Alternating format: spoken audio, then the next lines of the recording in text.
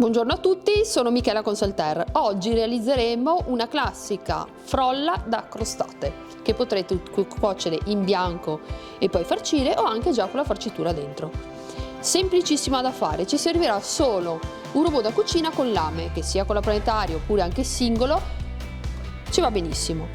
Gli ingredienti saranno della farina, del burro freddo da frigo, del tuorlo, della vaniglia e dello zucchero a velo. Allora, come prima cosa andiamo a inserire dentro il robot a lame la farina,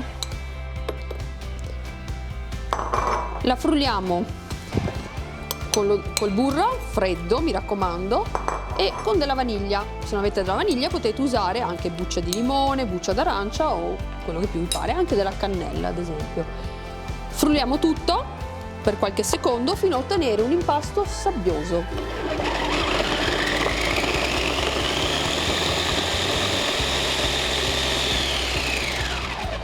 Ed ecco fatto, vi faccio vedere, vedete? È molto sabbioso. A questo punto aggiungiamo lo zucchero a velo, lo disperdiamo e per praticità facciamo andare ancora il robot qualche secondo e versiamo a filo le uova, in questo caso il tuorlo.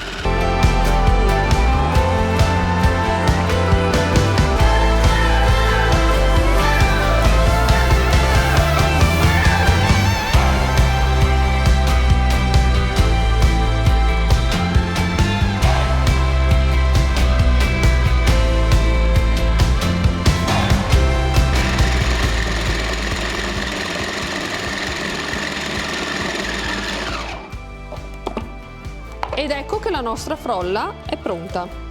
Vedete che se io appoggio la mano non mi rimane nulla. È già molto elastica, potrei già stenderla con un po' di accuratezza oppure farla riposare in frigo. Molto importante quando facciamo riposare in frigo è non formare un panetto, quindi non fare la palla, ma stenderla ad esempio tra due fogli di pellicola trasparente o di carta forno in modo da agevolare poi la stesura. Spero che questo contenuto vi sia stato utile e ci rivediamo alla prossima.